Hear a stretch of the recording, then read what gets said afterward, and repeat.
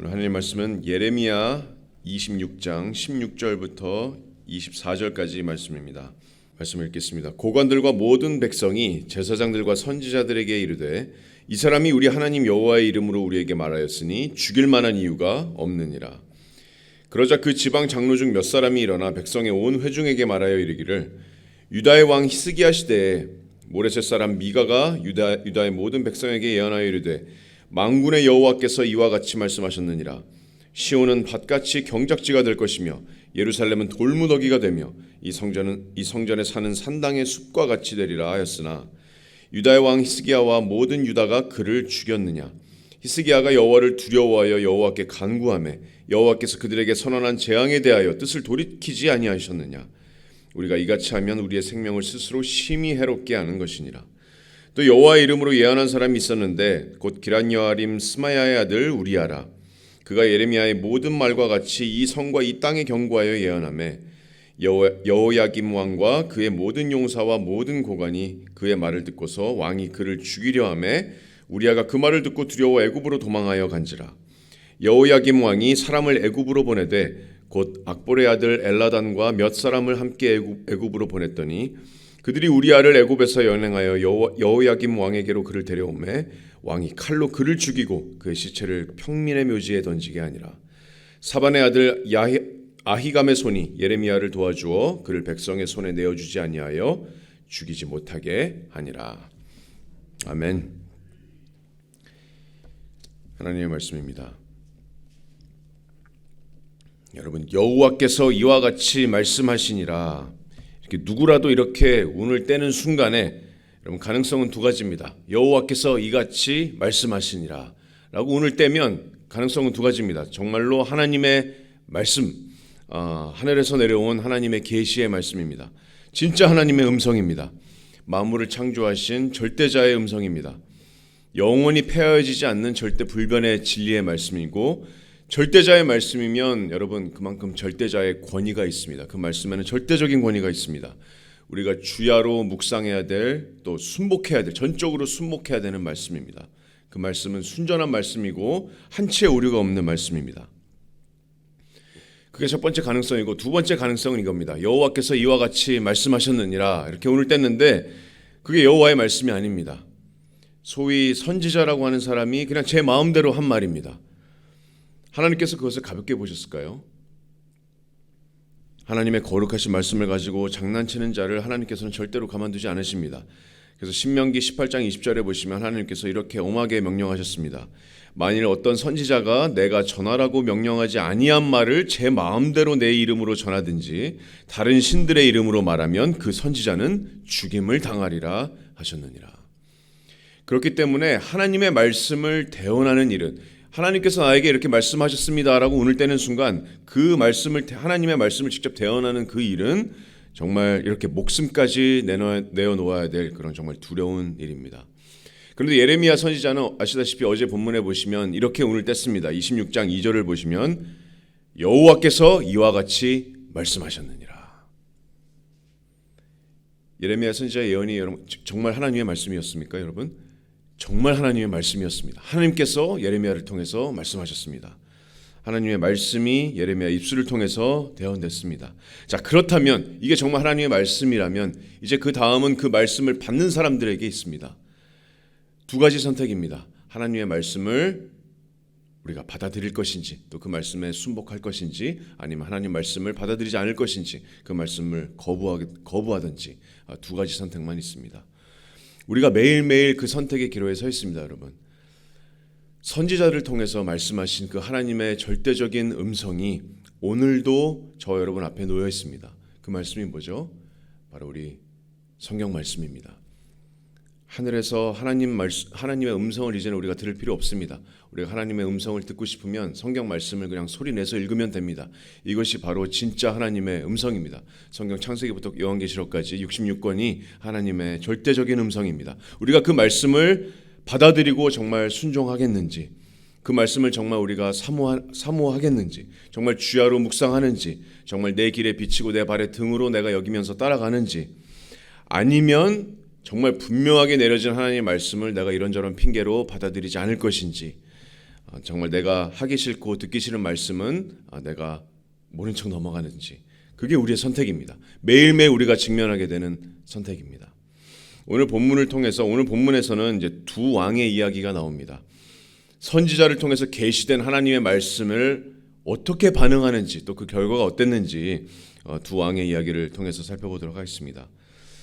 어제 본문을 여러분 기억하시면 남유다 여호야김 왕이 다스릴 때 하나님께서 예레미야를 통해서 예루살렘의 멸망을 예언하십니다. 자, 2절을 보시면 예레미야가 이렇게 시작하죠. 여호와께서 이와 같이 말씀하시니라.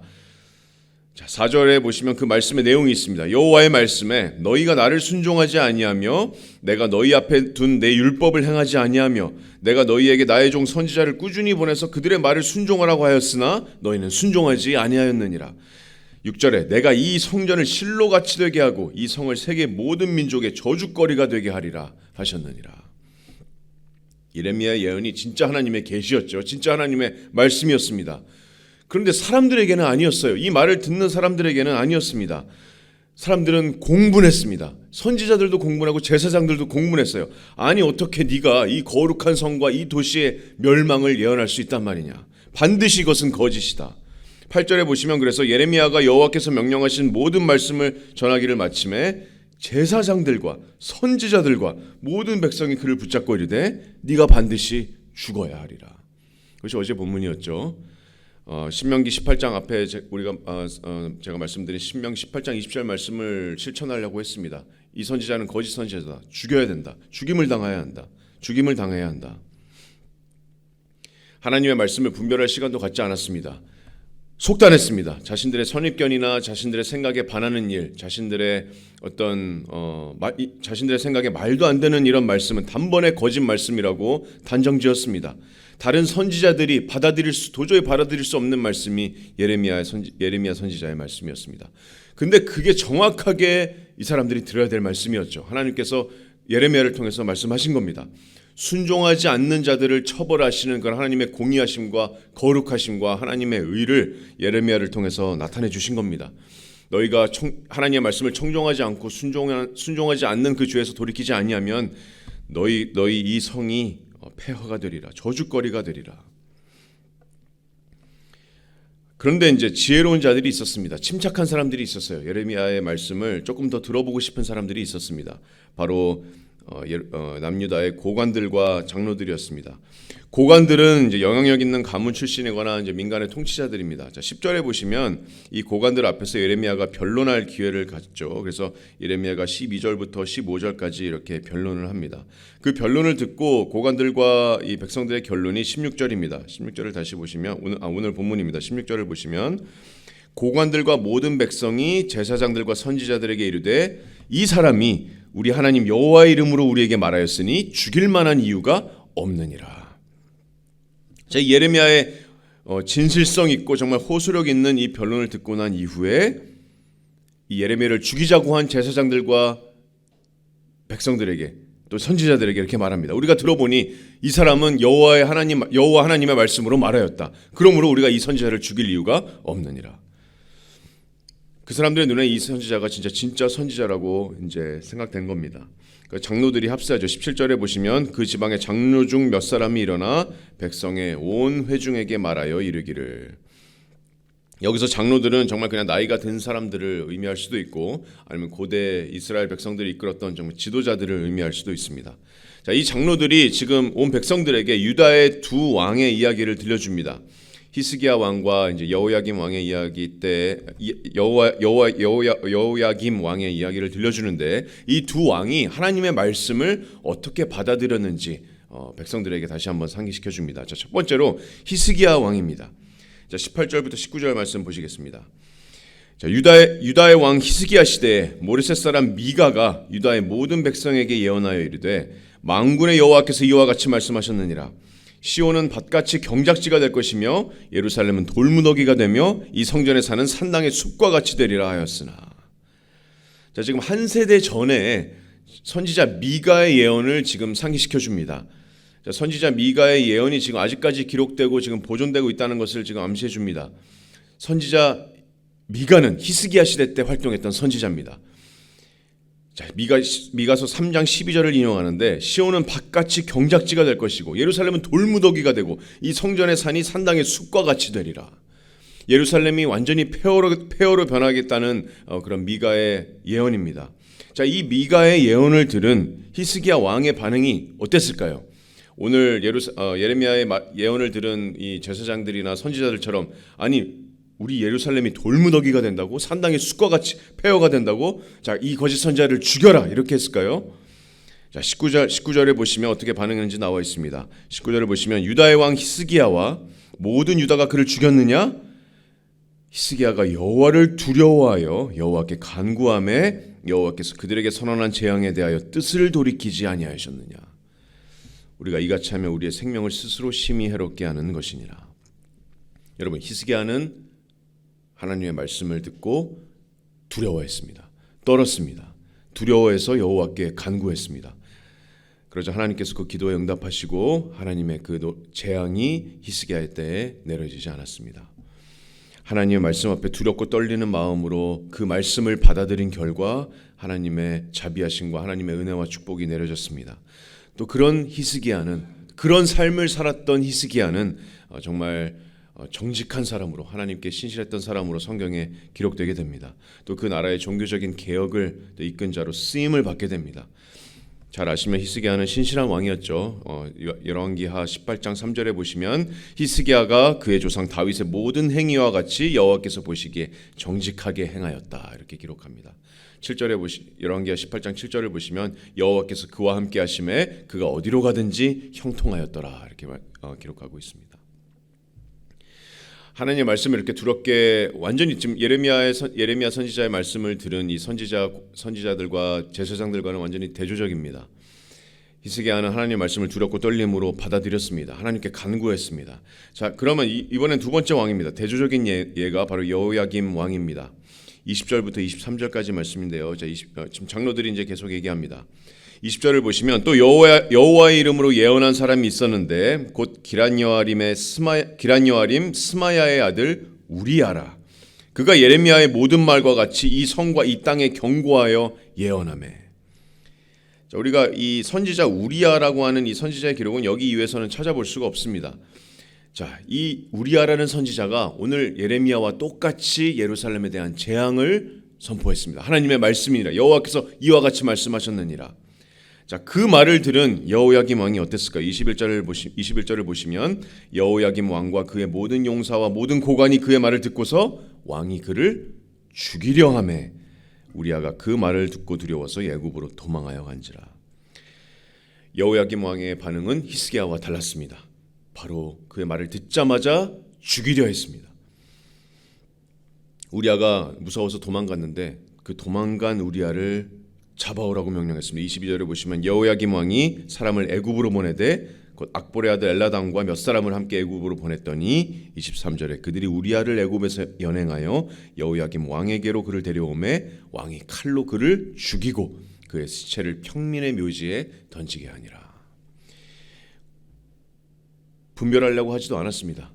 여호야김의 이런 태도는 결국에 우리야를 애굽으로 돌아간 우리야를 사람을 보내서 잡아들여서 결국 그 앞에서 왕 앞에서 죽임을 당하게 합니다.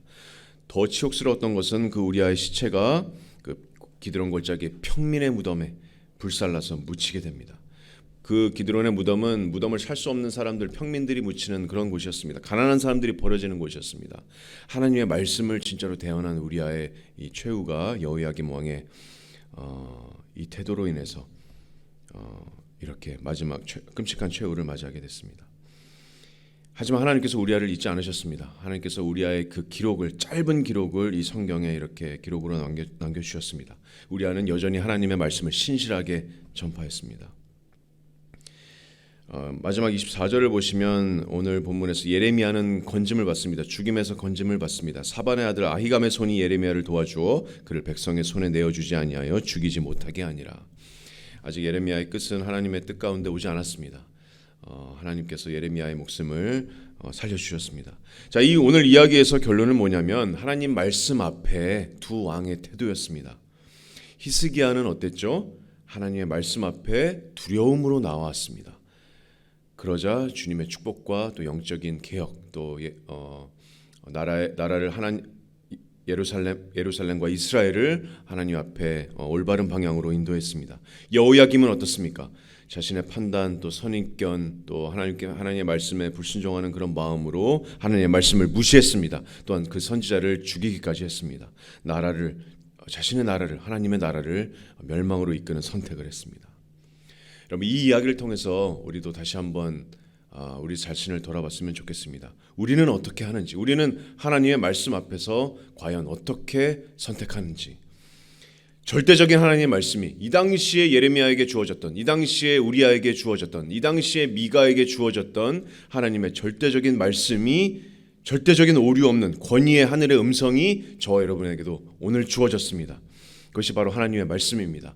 이 성경 말씀은 단순히 글자가 아닙니다. 하나님께서 디모데후서 3장 16절을 보시면 하나님께서 호흡하신 하나님의 감동으로 이루어진 놀라운 하나님의 말씀입니다. 전혀 다를 것 없는, 선지자들에게 주어졌던 그 말씀과 전혀 다를 것 없는 하나님의 말씀입니다. 그렇다면 이 말씀에 우리가 어떻게 반응하는지, 우리가 모든 성경 말씀을 다 알고 있지는 못할지라도 최소한 내가 아는 말씀은, 그 말씀 앞에 내가 어떻게 반응하고 있는지 우리가 생각해 봤으면 좋겠습니다. 세상에서 우리가 빛과 소금이 되라는 말씀, 그 말씀에 우리가 어떻게 반응하고 있는지. 하나님의 뜻은 이것이라 너희의 거룩함이라. 하나님의 뜻은 이것이니 너희의 거룩함이라. 데살로니가서 4장 1절 말씀. 이 말씀에 우리가 오늘 아침에 어떻게 반응하고 싶은지, 또 너희의 땅의 성전에게 하듯 죽게 하듯 너희의 땅의 성전에게 순종하라는 말씀에 우리가 어떻게 반응하고 있는지, 전신갑주를 취하라는 그 말에, 영적인 싸움을 준비하라는 그 말에 우리가 어떻게 반응하고 있는지, 항상 기뻐하고 쉬지 말고 기도하고 범사에 감사하라는 하나님의 말씀에 우리가 어떻게 반응하고 있는지, 또 예수 그리스도가 교회를 사랑하듯이 너희의 아내를 사랑하라는 그 말씀에 어떻게 반응하고 있는지, 또 예수님께서 우리를 사랑하신 것 같이 너희도 서로 사랑하라라는 그 주님의 새 계명, 그 명령에 우리가 어떻게 반응하고 있는지, 이 말씀 앞에 우리가 어떻게 서겠는지 다시 한번 우리가 결단하는 시간 됐으면 좋겠습니다. 정말 히스기야처럼 두려운 마음으로 하나님 말씀 앞에 서고 반응하겠는지, 또 그 말씀에 순복하시겠습니까, 여러분? 아니면 여호야김처럼 그 말씀을 무시하겠습니까? 속단하고 거부하겠습니까? 내가 순종하기 싫은 말씀은 골라서 무시하겠습니까? 우리들의 선택입니다. 제가 예전에 한번 이렇게 상상해 본 적이 있어요. 변화산에 그 예수님이 이제 야고보, 요한과 베드로를 데리시고 이제 변화산에 올라가신 일이 있는데, 거기에서 예수님께서 신성의 모습을 보여주십니다. 완전히 이렇게 해같이 빛나는 신성의 영광을 보여주시는데, 그때 갑자기 이제 하늘에서 완전히 구름이 끼이고 하늘에서 놀라운 하나님의 음성이 내려옵니다. 마태복음 17장에 보시면 이는 내 사랑하는 아들이니 너희는 그의 말을 들을지어다. 그 말을 듣고 바로 다음 구절에 제자들이 엎드려져서 심히 두려워 떨었더라 이렇게 말씀합니다. 그 말씀을 읽으면서 제가 그 자리에 만약에 있었다면, 정말 그 놀라운 경험을 내가 제자들과 함께 있었다면, 또 그 하늘에서 내려오는 그 음성을 듣고 내가 그 앞에 같이 엎드려졌다면 그때 내 기분이 어땠을까? 정말 이분이 하시는 말 제가 무조건 순종하겠습니다. 하나님의 아들이 하시는 말 제가 하나님 말씀처럼 두렵고 떨리는 마음으로 무조건 순종하겠습니다. 여러분, 그건 극단적인 게 아닙니다. 하나님 말씀 앞에 두렵고 떨리는 마음으로 서는 것은 어떤 극단적인 믿음이 아니라 그것이 하나님께서 돌보시는 사람의 태도입니다. 그것이 이사야서 66장 2절 말씀이죠. 여호와께서 말씀하셨습니다. 무릇 마음이 가난하고 심령에 통회하며 내 말을 듣고 떠는 자 그 사람을 내가 돌보겠다. 우리가 하나님 말씀 앞에, 이 성경 말씀 앞에 우리가 정말 두렵고 떨리는 마음으로 서기를 바랍니다. 또 그리고 작은 순종의 걸음으로 우리가 아는 말씀, 우리가 읽은 말씀, 우리가 한 가지 말씀이라도 우리가 두렵고 떨리는 마음으로 순종함으로 오늘을 시작하는 저와 여러분들이 되시기를 주님의 이름으로 축복합니다.